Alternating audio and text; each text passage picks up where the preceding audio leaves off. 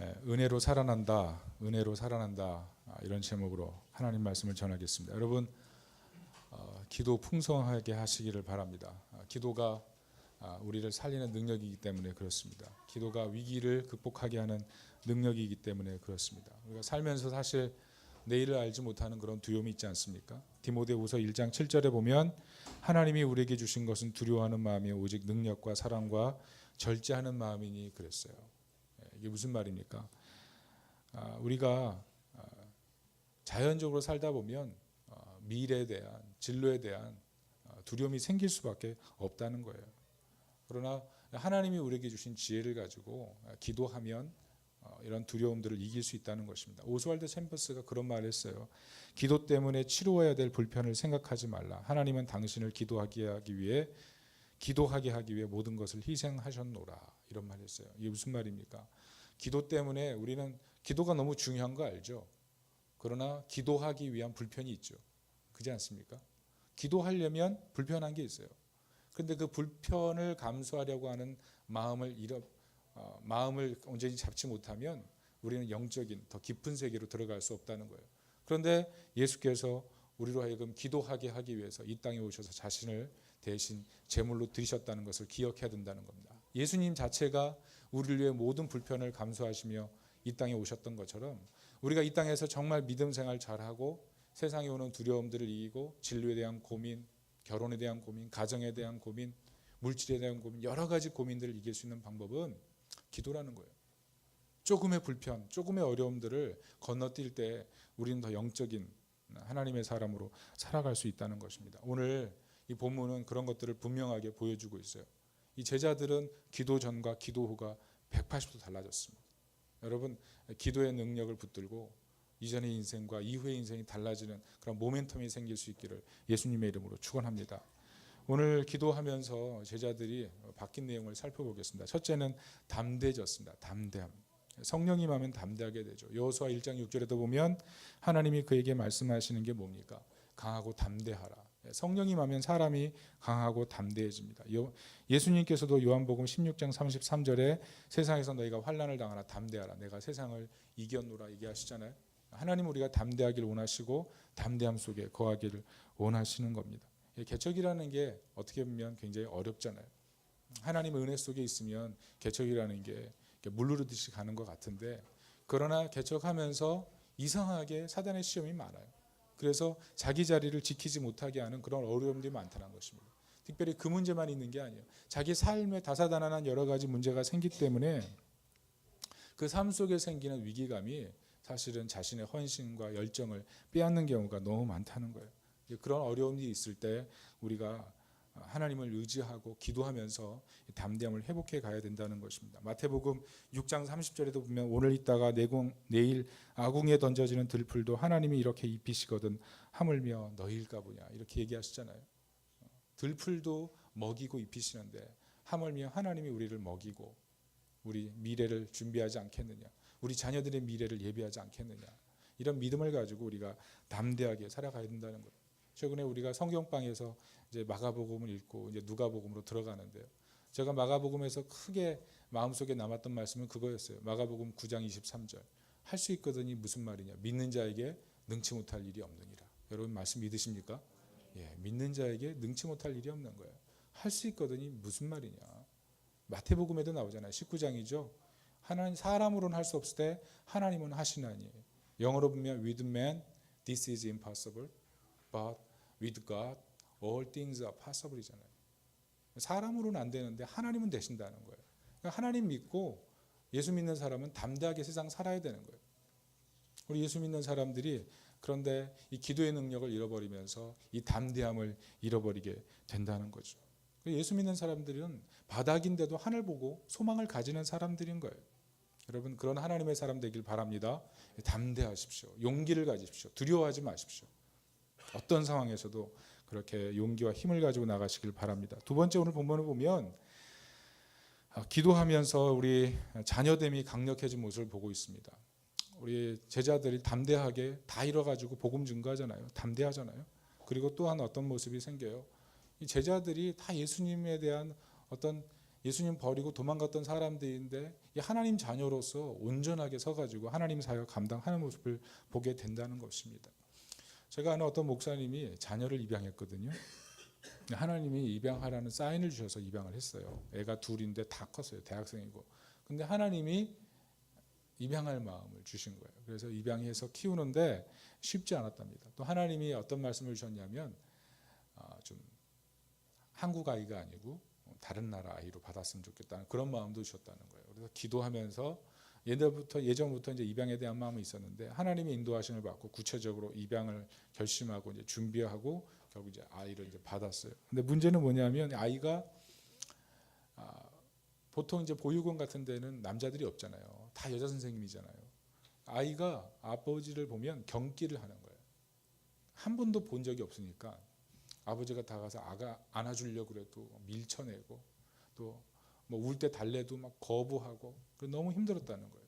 그래서 한 1년 정도 아이와 가까워지기 위해서 아이를 침대에 눕히고 옆에서 바닥에서 한 1년 정도를 잤다는 거예요. 그래서 아이가 울면 일어나서 아빠인 것을 알려주기 위해서 그렇게 고생을 했다는 얘기를 들었어요. 그래서 그 아이를 점점점 키워서 지금 이제 곧 대학생이 되는 것 같은데요. 그 아이가 이제 최근에는 이제 졸업여행까지 갔다 오면서 편지를 썼다는 거예요. 친구랑 뭐 놀러도 갔다 오면 편지를 썼는데 그 편지 내용이 뭐냐면 엄마 아빠 나를 이렇게 키워주셔서 정말 감사합니다. 제가 커서 꼭 이 은혜를 갚을게요. 그런 편지를 썼다는 거죠. 그 내용이 뭐예요? 사실은 이제 입양했다는 사실을 얘기해 줬거든요. 어릴 때부터. 그래서 이 아이는 자기가 입양받은 걸 알아요. 그러면서 큰 거죠. 우여곡절이 굉장히 많았겠죠. 이제 거의 다 이제 크니까 이제 그런 편지를 쓴 거예요. 제가 꼭 이제 커서 갚을게요. 이런 편지를 썼다는 거죠. 그래서 목사님이 다시 편지를 써줬답니다. 그 내용이 뭐냐면 아이야 괜찮아. 갚을 필요 없어. 너는 우리 자녀야. 뭘 갚으려고 하니. 대신에 네가 받은 사랑을 누군가에게 나눠주면 좋겠다. 이런 편지를 썼다는 거죠. 그분이 그런 말씀을 하시더라고요. 자녀를 입양한 후에 뭘 깨달았냐면 하나님의 자녀됨이 무엇인가를 깨달았다는 거예요. 하나님의 자녀됨. 나는 그 자녀를 입양해서 정말 정식으로 내 호적에 올리고 내 자녀로 삼았는데 자녀는 자신을 거부하고 자신을 밀쳐내고 자신을 보며 울고 도망치는 모습을 보면서 내 모습이 그런 것은 아닌가. 이 자녀됨에 있어서는 변함이 없는데 그 자녀는 내 품을 계속 떠나려고 하는 그런 모습을 보면서 내가 저런 모습으로 하나님 앞에 서 있지는 않나 이런 생각을 했다는 거예요. 아이가 온 편지를 보면서 전혀 아무것도 갚지 않아도 되는데 나는 여전히 뭔가를 갚으려고 하고 뭔가를 통해서 내가 자녀됨을 증명하려고 하는 그런 행동에 빠져 있고 익숙하다는 거죠. 근데 그 모습이 자신의 모습이었다는 거예요. 그러면서 이 하나님의 자녀됨이라는 것은 완벽하다는 거예요. 내가 뭔가를 할 필요 없이 나는 이미 용납받았고 하나님의 자녀로 완벽하게 서 있다는 것. 그것을 깨달았다는 거예요. 그래서 그 은혜를 나누는데 제가 다시 한번 하나님의 자녀됨이 무엇인지에 대해서 깊이 생각하게 됐어요. 여러분 우리 여기 계신 부모님들도 자녀를 키우면서 이 자녀됨의 축복이 뭔지를 조금씩 알아가잖아요. 이 자녀됨의 축복이 있잖아요. 근데 성령 임하고 우리가 기도의 사람이 될수록 점점 이 자녀됨의 축복 속에 깊이 들어가게 되는 거예요. 왜 그래요? 존재가 바뀌었다는 사실들을 깨닫게 되기 때문에 그래요. 여러분 상황은 변하지 않습니다. 우리의 상황이 뭐 돈을 좀 더 많이 벌고 좀 더 지금보다 근육량이 많아지고 지금보다 좀 더 날씬해지고 뭔가 변화가 생겼을 때 우리의 존재 가치가 올라갑니까? 그렇잖아요. 상황은 늘 우리에게 힘들 뿐이에요. 그러나 우리를 영원토록 변함없게 평안하게 만드는 힘은 바로 존재 가치예요. 내가 어떤 존재인가. 하박국서 말씀도 그런 말씀이 있잖아요. 비록 무화과 나무가 무성치 못하고 포도나무 열매 없고 감람나무 소출 없고 밭에 먹을 것이 없고 우리의 양이 없고 외양간에 소가 없을지라도 뭐라 그래요? 나는 여호와로 말미암아 기뻐하리로다. 오늘 추수감사절이거든요. 한 해 동안 가장 기쁜 날을 기념하는 날이에요. 이스라엘의 3대 절기가 있거든요. 6월절, 그리고 7.7절, 그리고 수장절인가요? 세 가지 절기가 있거든요. 근데 7.7절이 가장 큰 명절이에요. 왜냐하면 하나님 주신 은혜를 감사하면서 기념하는 날. 한 해 동안 주셨던 은혜를 다 감사하는 날. 근데 오늘 추수감사절인데 사실 이렇게 과일도 놓고 그렇지만 자신을 돌아보면 자기 인생이 추수할 만한 어떤 것도 없었다는 그런 푸념만 나오는 그런 사람들이 이 자리에 있을 수도 있어요. 그런데 그럼에도 불구하고 감사할 수 있는 이유가 뭐냐면 하박국 말씀. 오늘 성경 말씀이에요. 나의 자녀됨 그런 것으로 흔들리지 않는다는 거예요. 나의 비록 소출이 없고 결실이 없고 우리의 뭐가 없고 내가 누군가에게 입증할 만한 뭔가가 없다 할지라도 나의 자녀됨은 영원토록 변함없는 거예요. 하나님의 자녀로서 영원토록 변함없다는 거. 그게 바로 칭의, 신학적으로 칭의 아니에요. 우리의 자녀됨, you are special. 우리는 항상 특별한 존재예요. 특별한 존재. 맥스 루케이도 목사님이 쓴 글처럼 자꾸 딱지 붙여가지고 내가 어떤 존재인가를 사람들에게 증명할 필요가 없는 거예요. 이미 우리는 완벽하게 하나님의 자녀로 인정받았고 하나님의 자녀로 이미 사랑받은 존재라는 거. 오늘 베드로가 어떻게 보면 가장 수혜자였지만 가장 부끄러운 일들을 했고 이 제자들도 다 도망갔던 사람들이지만 이제는 하나님의 자녀로서 완벽히 용납받은 사람으로서 담대하게 복음을 전하잖아요. 그 목사님이 저한테 딸아이 사진을 보여줬어요. 근데 정말 천사처럼 밝게 웃고 있는 모습을 보면서 제 마음도 너무 행복하더라고요. 자녀됨이 그런 거죠. 상황은 바뀌지 않아요. 그러나 존재됨은 영원하죠. 그 존재됨이 상황과 싸우게 만드는 거예요. 그 존재됨이 상황을 이기게 만드는 거예요. 여러분 우리가 자녀됨을 믿고 우리 어떤 상황 속에서도 흔들리지 않는 그런 하나님 백성이 되시기를 예수님의 이름으로 축원합니다.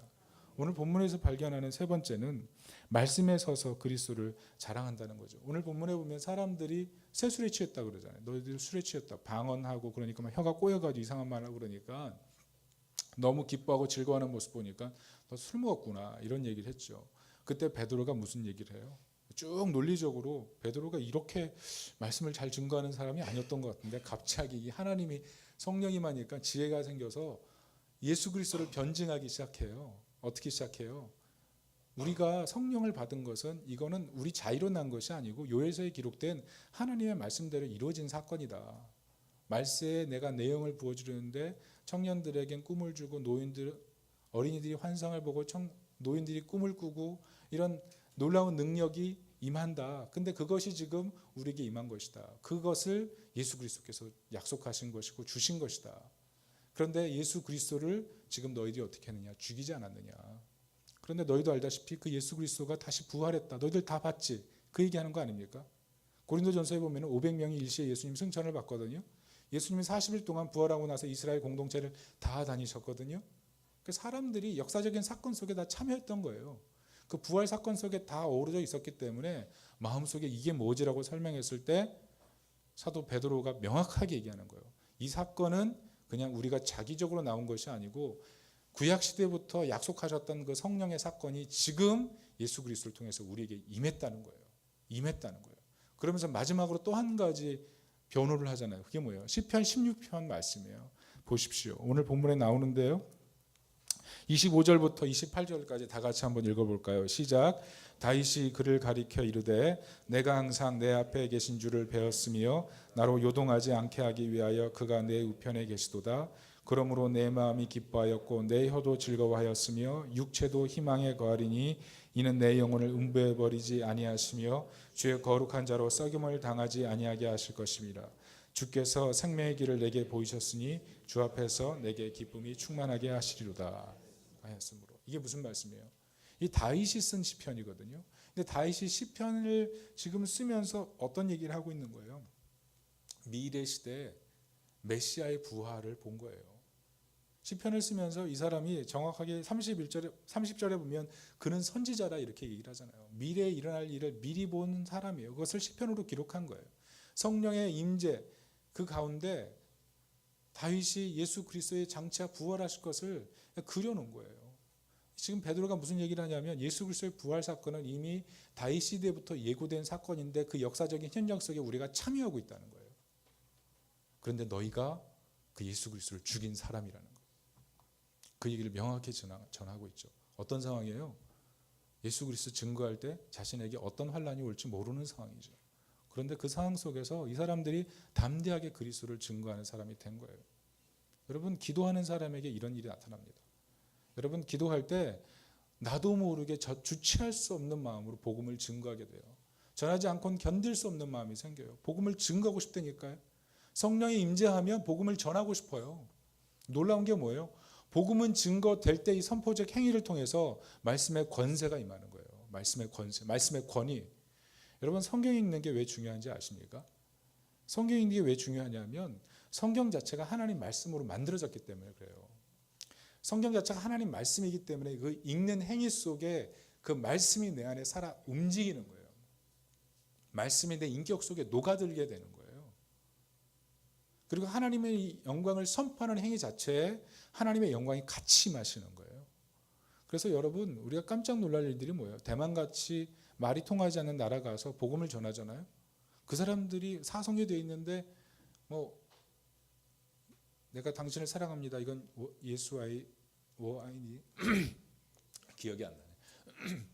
그리고 예수님 당신을 사랑합니다는 예수 아이니 뭐 이런 거거든요. 근데 이렇게 여러분 지금 다 알아듣잖아요. 그런데 성조를 섞어서 이제 웬디가 얘기하면 못 알아들을 거란 말이에요. 근데 우리가 길거리 가서 그 성조도 안 되는 얘기를 갖다가 쭉 읽는데 그 사람들이 예수님 영접해요. 왜 그래요? 하나님 말씀에 권세가 있기 때문에 그래요. 그 말씀 자체 하나님의 권세와 능력이 있는 거예요. 그래서 성경 읽는 행위가 중요하고 선포적 행위가 중요한 거예요. 근데 기도하면 그런 선포적 행위를 스스럼 없이 성령의 감동에 이끌려서 자기도 모르게 하게 되고 기도하다 보면 성경 읽으면서 더 깊은 은혜 속에 빨려 들어가게 되는 거예요. 오늘 사도 베드로가 기도의 능력을 얻고 오늘 이렇게 놀라운 변화가 일어나는 거예요. 제자들 사이에 이런 놀라운 변화가 일어나는 거죠. 여러분 저는 여러분들이 기도하는 사람이 되길 바랍니다. 여러분 기도를 통해서 이런 변화가 일어나잖아요. 그들은 분명히 위기 속에 있던 사람들이에요. 예수님 죽으셨기 때문에 그 다음 타겟은 12명의 제자고 500의 형제인 거예요. 근데 이 사람들이 기도하는 사람이 되고 성령의 능력을 받자 다락방 문을 열고 나오잖아요. 길거리에 나와서 예수는 그리스도라 증거하고 담대하게 증거하고 사람들에게 그리스도를 자랑하기 시작하잖아요.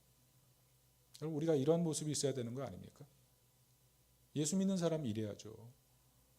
예수 믿는 사람이 귀퉁이에 숨어가지고 예수 믿는 거 자랑도 못하고 담대하게 살지도 못한다면 어떻게 예수 믿는 거겠어요? 제가 예전에 그 중학교 때 자주 다니던 도서실이 있었는데요. 그 도서실 화장실 앞에 항상 이렇게 큰 그 쓰레기통 2개가 있어요. 그 옆에서 항상 우리가 놀았거든요. 쉬는 시간에 나와서 친구들이랑 놀고 그러는데 그날따라 청소년 때는 과격하기도 하잖아요. 그래서 어떤 친구가 쓰레기통을 발로 툭 잘못 찬 거예요. 쓰레기통이 탁 엎어지면 쓰레기만 나오면 되잖아요. 근데 그 쓰레기통에서 뭐가 나온 줄 아세요? 저는 공포심을 느꼈어요. 거기서 수많은 바퀴벌레가 수백 마리의 바퀴벌레가 분명히 이쪽 쓰레기통이 쓰러졌거든요.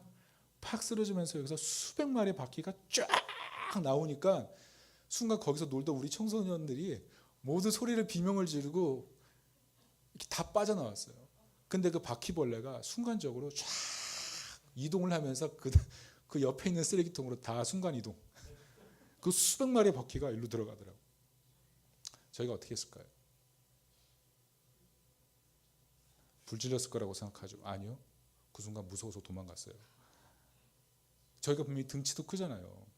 바퀴벌레 그냥 밟아버리면 죽는 거잖아요. 그런데 때로 수백 마리나 되는 그 바퀴벌레가 그 쓰레기통 안에 들어있다는 생각을 하고 나서는 거기 놀던 우리들이 모두 기겁을 하고 도망가 버렸어요. 다시 들어가서 이 산란한 마음을 헤아릴 게 없어서 제가 설교 준비하면서 갑자기 그 기사 생각나더라고요.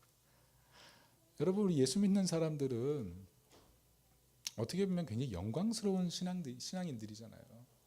그런데 우리 신앙을 어떻게 하냐면은 정말 어떻게 보면 쓰레기통에 처박은 채 담대함을 잃어버린 채 위기 속에서 위기만 탓하고 상황만 탓하고 우리의 존재를 다 잊어버린 채 그리스도를 증거할 것도 잊어버린 채 그렇게 틀어박혀서 살고 있다가 누군가 위협을 주면 또 다른 안식처를 찾기 위해서 우르르 이동하는 그런 모습. 근데 사람들이 볼 때는 분명히 이동성을 갖고 있고 뭔가 힘을 갖고 있어서 공포와 두려움과 뭔가가 있는 사람처럼 느껴지는데 그냥 항상 숨기 바쁘는 그런 사람으로 비춰질 수 있다는 거죠. 우리 모습이. 제가 어제 저녁에 집에 가서 설교 준비를 안 했어요.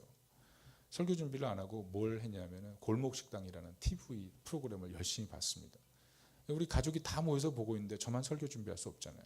그래서 제가 열심히 골목식당을 봤어요. 감동적이더라고요. 여러분 백종원 씨 아시죠? 그분 요리사나 셰프는 아니에요. 그분은 음식 사업을 하는 분이에요. 근데 음식을 굉장히 잘 알잖아요. 근데 그분이 골목 식당 하면서 성내동의 그 만화 골목에 들어가서 거기서 안 되는 가게마다 들어가 가지고 가게 만드는 거예요. 가게 리세팅 해주는 거예요. 맛이 없는 가게 맛을 내주고요. 장사 포기하려고 하는 사람에게 소망을 주는 일들을 하고 있거든요. 제가 그것을 물끄러미 봤어요. 1시간, 1시간 반. 그걸 물끄러미 계속 보면서 느꼈던 게 뭐냐면 저거 교회가 해야 되는 일 아닌가 이런 생각 들었어요. 맛이 없는 곳에 맛을 내고 소망 잃은 사람에게 소망을 주는 일을 하는 것을 보면서 저 프로그램 참 복음적인데 저건 우리가 해야 될 일이 아닌가라는 생각이 들더라고요. 맛이 없는 곳에 맛을 내고 소망을 잃은 사람에게 소망을 주는 일. 그거 누가 해요? 우리 예수 믿는 사람이 하는 거 아니겠어요? 어느새 보니까 저 자신을 돌아보니까 내가 뭐 하고 있나라는 생각이 드는 거예요. 우리 예수 믿는 사람은 능력 있어요. 예수 믿는 사람은 우리 안에 성령이 거하신다고요. 예수 믿는 사람은 하나님 자녀예요. 영광스러워 품이 있는 사람들이에요. 이 세상이 감당할 수 없는 사람들, 세상에서 환난을 당하나 담대하라. 내가 세상 이겼노라 하시잖아요. 예수님 이기셨거든요. 이미 승리하셨어요. 우리는 승리한 세상 속에서 자녀로 담대하게 살기만 하면 되는 거거든요. 그런데 우리가 어떻게 살아요? 전혀 맛을 내지 못해요. 전혀 빛을 드러내지 못하고 위축돼서 뭐 탓만 하고 있어요. 상황 탓만 하고 있어요. 상황 탓. 이게 없어서 안 되고 이게 없어서 안 되고 계속 상황 탓. 제가 그것을 보면서 순간 슬퍼졌어요. 그 골목식당을 보면서 야, 우리 모습, 내 모습이 저러면 안 되지. 내가 이러면 안 되지. 저 사람 어떻게 보면 제가 그런 생각을 했어요. 아, 세상 사람들이 정말 소망을 주는 프로그램을 이제는 찾고 있구나라는 생각이 들었어요. 여러분, 세상의 패러다임이 바뀌고 있는 거 아세요? 여러분, 성공한 사람과 성공하지 못한 사람으로 세상은 확연히 구분되고 있습니다. 우리 그리스도인이 중간에 서서 어떤 사람이 돼야 될지를 결정해야 되는 그런 시기 속에 있거든요. 지금 패러다임이 바뀌었어요. 여러분, 지금 축이 움직이고 있는 이 시대의 흐름을 봐야 돼요. 성공한 사람이 될 것인가, 아니면 그리스도인을 닮은 사람이 될 것인가, 아니면 그냥 실패한 사람으로 말을 좀 잘못했네요. 성공한 사람으로 살 것인가, 실패한 사람으로 살 것인가, 딱 양극단에서 우리 그리스도인이 어떤 위치에 서 있어야 될지를 정말 잘 알아야 되는 그런 시대라니까요. 지금 세상은요, 약한 사람, 넘어진 사람, 깨진 사람에게 더 기울어지면서 그 사람들이 살아야 된다는 어떤 그런 소망을 가진 공감대가 형성되고 있거든요. 근데 만약 이런 사회 속에서 우리가 성공만을 향해 달려가는 그리스도인이 된다면 굉장히 배타적인 사람이 돼버려요. 지금 사회가 말하는 그냥 기존 질서에 편승해서 성공만 하길 원하는 사람이 돼버린다면 기독교인을 보면서 세상 사람들은 어떤 느낌도 받지 못해요. 그리고 이게 우리 시대가 고민해야 될 문제고 우리 그리스도인이 고민해야 될 문제예요. 우리가 성공한다고 해도 정말 어떻게 살아가야 될 것인가에 대한 분명한 도덕적인 어떤 기준과 평가를 갖고 있지 못하고 성경적인 기준을 갖고 있지 못하면 세상 사람들이 우리를 보면서 손가락질하게 돼 있는 사회를 우리가 더 살아가게 될 거라고요. 우리 예수 믿는 사람들이 그래서 정말로 이런 세상 속에서 더 기도해야 돼요. 기도하고 그리스도인 다움을 회복해야 돼요. 그리스도인 다움, 예수 믿는 사람다움, 예수 믿는 사람답게 살아가서 사람들이 우리 보면서 예수 믿는 게 뭔지를 보여줄 수 있는 사람, 그런 사람이 돼야 돼요. 데이트 폭력 요즘 기사가 많이 뜨는데요. 여러분, 자매들 좋은 형제 만나십시오.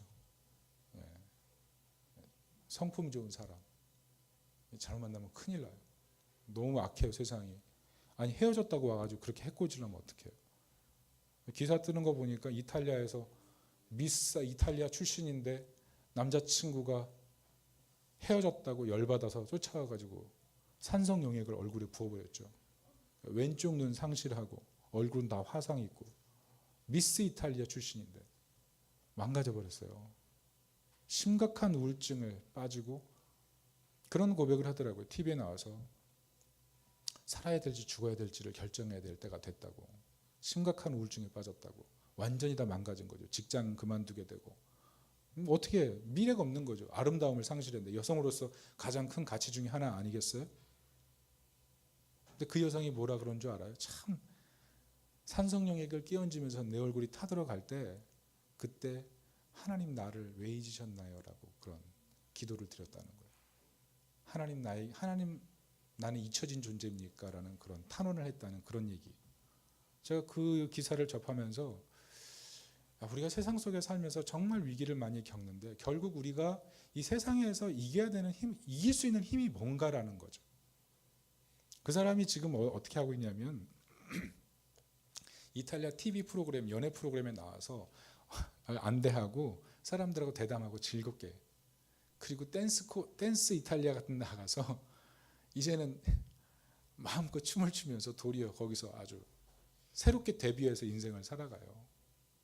죽느냐 사느냐 그 가운데서 사는 것을 결정한 거죠. 왜? 그 사람은 적어도 하나님 앞에 원망 어린 기도부터 시작한 거죠. 하나님께 난 잊혀진 존재군요. 이렇게 고백하면서부터 다시 뭔가를 일하기 시작한 거죠. 여러분, 우리가 세상을 살면서 억울한 일도 많고 위험한 일도 많고 불쌍한 일도 많고 처참한 환경을 경험할 때가 있는데요. 그때 적어도 원망이라도 하나님께 하세요. 원망이라도. 하나님 이게 뭡니까? 라고 하면서 마음속으로 착한 사람인 것처럼, 난 괜찮은 사람인 것처럼, 하나님 앞에서 괜찮은 사람인 것처럼 기도도 안 하고 가만히 있지 말고 그냥 소가리만 하지 말고 차라리 하나님 앞에 나가서 이게 뭡니까? 하나님 이 정도밖에 안 됩니까? 나한테 이렇게밖에 해주실 수 없습니까? 이렇게라도 하나님 앞에 따지고 나가는 게 차라리 낫다는 거예요. 다윗의 시편을 보세요. 다윗이 그렇게 하잖아요.